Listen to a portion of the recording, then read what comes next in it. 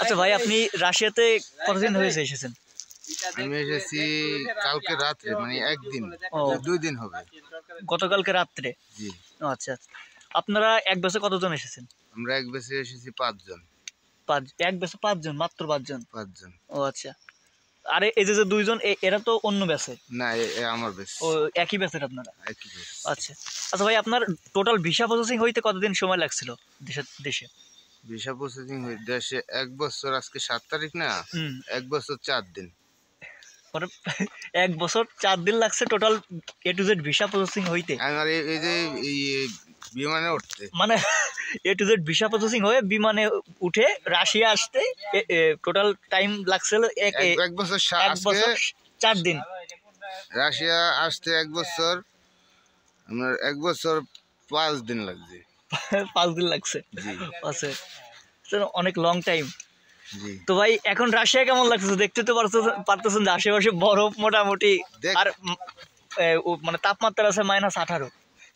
কেমন লাগতেছে? দেখতে সুন্দর লাগতেছে, কিন্তু অনেক ঠান্ডা। মানে বাস্তবতাটা ভিন্ন না? জি, দেখা যা, কিন্তু বাস্তবতা অতটা ভালো নয়। আচ্ছা আচ্ছা ভাই, আপনার কত টাকা লাগছে total A to Z visa processing হইতে? আমার লাগছে কত 5 লাখ টাকা? লক্ষ। 5 লক্ষ A to Z? মানে আপনি এজেন্সিকেই দিয়েছেন 5 লক্ষ 5 টাকা? লক্ষ। ও আচ্ছা। তো এটা তো মোটামুটি অনেক বেশি আমাদের বাঙালিদের কাছে 5 লক্ষ টাকা। আর যেখানে ইন্ডিয়ানরা আসছে মাত্র 1 লক্ষ টাকা থেকে 1.5 লক্ষ টাকা, এর ভিতরে ইন্ডিয়ানরা একজন আসছে, হ্যাঁ একজন আসছে। আমাদের সাথে এক ভাই যোগাযোগ হয়েছে, আমার মানে রিলেটিভ হয়ে গেছে, তো বললো 1,45,000 টাকা। ওয়েস্ট বেঙ্গলের হ্যাঁ হ্যাঁ, কলকাতা। কলকাতা। ভাই 1,45,000 টাকা দিয়ে আসছে টোটাল, মানে রাশিয়া আসতে তার খরচ হয়েছে। বেলাকো আমাদের এই এয়ারপোর্টে আমাদের সাথে পরিচয়। ও আচ্ছা আচ্ছা আচ্ছা আচ্ছা। মানে আমাদের বেশি, আমাদের টিমেই। ও আচ্ছা আচ্ছা।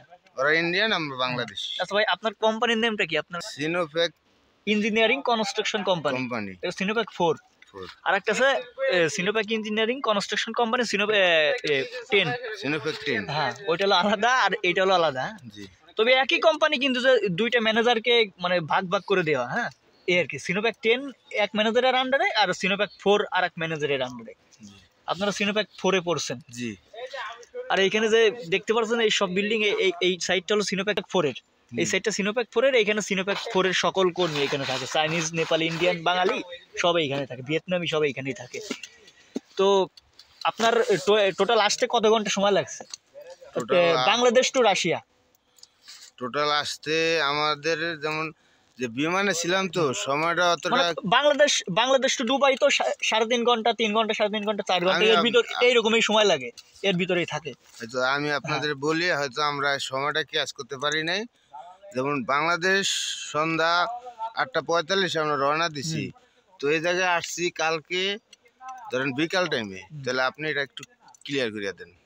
অনেক গত পরশু দিনকে রওনা দিচ্ছেন রাত 8:45, ধরেন 9টা 35 মিনিট, ধরেন 9টার দিকে রওনা দিচ্ছেন, আর আসছেন এইখানে এইখানে এসে পৌঁছাইতে বাসছে বিকাল 5টার দিকে। হ্যাঁ, 5 তারিখ বিকাল 5টা। আচ্ছা, ওই প্রায় 26-27 ঘন্টা ওইরকম হবে। 26 ঘন্টা, হ্যাঁ 26 ঘন্টা ওইরকম হবে। তো আপনাদের কি মানে বাংলাদেশ টু দুবাই থেকে ট্রানজিট ছিল? না, আমাদেরকে বাংলাদেশ থেকে দুবাই থেকে, না দুবাই থেকে ট্রানজিট ছিল, মানে ট্রানজিট মানে কি 2-3 ঘন্টা এরকম থাকে? হ্যাঁ, আমাদের প্রায় 9 ঘন্টা ছিল। 9 ঘন্টা, লং টাইম। হ্যাঁ, এরপরে আমরা মস্কোতে আসতে তো 7.5 ঘন্টা থেকে 8 ঘন্টা লাগে, দুবাই টু মস্কো এয়ারপোর্ট। মস্কোতে 6 ঘন্টা ছিল, ট্রানজিট ছিল। মস্কোতে এসে মনে হয় প্রায় 6-7 ঘন্টা ছিলাম। আবার মস্কো থেকে তারপর মস্কো টু বিলাগো, আর বিলাগো থেকে তো ওখানে কোম্পানির বাস আপনাদের রিসিভ করে নিয়ে আসছে। আমরা রানিং এই ধরেন 8-10 মিনিট গাড়ি চালানোর পর আমাকে মেডিকেল হয়েছে। হ্যাঁ, মানে মেডিকেল করে একবারে নিয়ে আসছে। ওই আমাদের সময় একই সিস্টেম ছিল, ওই বাস এই বিলাগো এয়ারপোর্ট থেকে রিসিভ করে আমাদের একবারে মেডিকেল করে, তারপরে এই ক্যাম্পে নিয়ে আসছে, মানে চায়না ক্যাম্পে। এখানে সকলে সিনোপ্যাক কোম্পানির সকল কর্মী এখানে থাকে আর কি। আপনাদের আপনার টোটাল 5.5 লাখ টাকার মতন খরচ হয়েছে টোটাল। জি। আর এখন এই যে কি আপনার কি মনে হচ্ছে যে দেখতেই তো পারতেছেন যে মানে তাপমাত্রা -18 ডিগ্রি আছে, -18 ডিগ্রি, আর ফিল লাইক -22 ডিগ্রি। এখন আর এর মধ্যে কি কাজ করতে পারবেন এইরকম এখন কি মনে হচ্ছে, কি অনুভূতি? এখন মনে হচ্ছে যে আমাদের যে পোশাক, এই পোশাকে আমরা এই জায়গায় হয়তো কাজ করতে পারবো না। যদি কোম্পানির যদি ভালো উন্নত মানের কোনো পোশাক দেয়, তাহলে হয়তো এখনকার পরিস্থিতিতে আমরা মানে কোম্পানি দিবে একটা একটা একটা জ্যাকেট দিবে, মোটাই মোটাই একটা একটা জ্যাকেট, একটা প্যান্ট, আর কোম্পানির যে মানে সিম্পল যে ড্রেসটা, কোম্পানির যে ড্রেসটা, ওই ড্রেসটা আপনাকে দিবে। শীতের পোশাকে একটা জ্যাকেট আর জুতো তো দিবেই, জুতা দিবে, আর হলো একটা একটা জ্যাকেট দিবে আর একটা প্যান্ট দিবে, এই আপনাকে কোম্পানি দিবে। এটা দিলে হয়তো আমরা এই জায়গায় এখনকার সময় সার্ভাইভ করতে পারবেন। জি হ্যাঁ, আপনি হয়তো রিসার্চ করেন এইভাবে। সিরিয়াস নেই। হ্যাঁ, সিরিয়াস নেই। রাশিয়া যাইতে বললে আছে, ভাবছি যে না বাইরে গেছে, বাইরে ও তো মানুষ, আমরাও মানুষ। কারণ কি আমার ইউটিউব চ্যানেলে অনেক ইনফরমেশন আমি দিয়ে থাকি, এই ইনফরমেশন নিয়ে হয়তো তাদের কোনো উপকার হইলেও হইতে পারে, সেই জন্য ইনফরমেশন আমি দিই, যাতে তারা বাস্তবতাটা বুঝতে পারে বা দেখানোর চেষ্টা করে, আমি ভিডিও করে দেখানোর চেষ্টা করি। দেখেন যে এইখানে কিন্তু এরকম অবস্থা, আপনারা যারা নতুন আসতেছেন ভেবে চিনতে তারপরে আসবেন, এই আর কি। তো এখন এই যে খাবার দাবার তো দেখতেছেন, মানে এর নেপালি খাবার, এই বাঙালিদের একটু সমস্যা, যেহেতু নেপালি খাবার নেপালিরা সব প্রস্তুত করে, ওরা ওদের স্টাইলে, মানে ওদের রান্নার স্টাইলে ওরা মানে খাবার প্রস্তুত করে। প্রতিদিন একই খাবার খাইতে খাইতে খাইতে খাইতে একেবারে মানে বোরিং ফিল হয়ে যায়, ধরো এই একই খাবারে ভালো লাগে নাকি প্রতিদিন, এই আর কি সমস্যা এখানে। তো আপনাদের ডিউটির কথা কিছু বলছে, যে ডিউটি কবে কি দিবে এরকম? না, আমাদের ওরকম কিছু বলেনি। আজকে আমাদেরকে সেফটি ট্রেনিং নিছে, সেফটি ট্রেনিং দিছে, মানে একটা পাঞ্চ কার্ড দিবে, ওইটা হলো প্লাস্টিক জাতীয় একটা কার্ড, ওই এটিএম কার্ড না, ওই এটিএম কার্ডের মতন ওইরকম একটা কার্ড দিবে, ওই কার্ড দিয়ে মনে করেন যে আপনি রেগুলার পাঞ্চ করে মনে করেন বেরোবেন, আসবেন, হ্যাঁ কোনো সমস্যা নেই। ওই কার্ড ব্যবহার করে আপনি বাইরে যাবেন আর ভিতরে আসবেন ওই গেটের, এলো সিস্টেম। এইখানে রুলস তো অনেক করা, আর এইখানে চাইনিজ কোম্পানি তো সব, আমিও জানি আপনিও জানেন, যেহেতু আসছে। হ্যাঁ, তো আর কি বলবো, আর এখানে ওয়েদার, আর দেশীয় ভাইগুলাতে যারা আসবেন, বাঙালি ভাইগুলাতে যারা আসবেন, তাদের উদ্দেশ্যে একটাই কথা, এইখানে আমি আগে পরে বলছি, আবারও বলতেছি, যে নতুন যারা আসবেন তারা ভেবে চিনতে তারপরে আসবেন। কারণ কি এইখানে ঠান্ডার সময় অতিরিক্ত ঠান্ডা পড়ে, এখানে -35 ডিগ্রি, 35 থেকে 40 ডিগ্রি তাপমাত্রা নেমে যায় শীতকালে, শীতের সময়। আর ফিল লাইক থেকে -45-47 এরকম ফিল লাইক থাকে। আর বরফ তো যেদিন তুষারপাত হয় ওই দিন তো হাঁটু সমান মাজার সমান বরফ, মানে বরফ পরে, বরফ জমে যায় মাটিতে। এই এখনো দেখা যাচ্ছে যে পাশে এখনো দেখা যাচ্ছে বরফে যে মাত্র গলতে শুরু করছে। আজকে মার্চের 7 তারিখ, গরম টুকটাক পড়ছে, তবুও আজকে আছে -17। এই যে বরফ দেখা যাচ্ছে, এই যে নতুন ভাই তো সে অনেক এক্সাইটেড বরফ দেখে, ভাই অনেক এক্সাইটেড। আমি যেমন বলি, যেমন যারা মনে করেন যে প্রচুর মানে বলার বাইরে যারা শীত সহ্য করতে পারবেন তারাই আসবেন, এছাড়া অন্য কোনো লোক। আর একটা কথা আমি আগে পরে বলছি, আমি অনেক আমার আগের ভিডিওতে আমি বলছি, যাদের ঠান্ডার সমস্যা তারা এই ভুলেও রাশিয়ার নাম নিবেন না। কারণ কি এইখানে অতিরিক্ত ঠান্ডা পড়ে, আপনি যে কোনো অঞ্চলে আপনি যান না কেন, সব জায়গায় মাইনাসে, শীতের সময় মাইনাসে তাপমাত্রা নেমে যায়।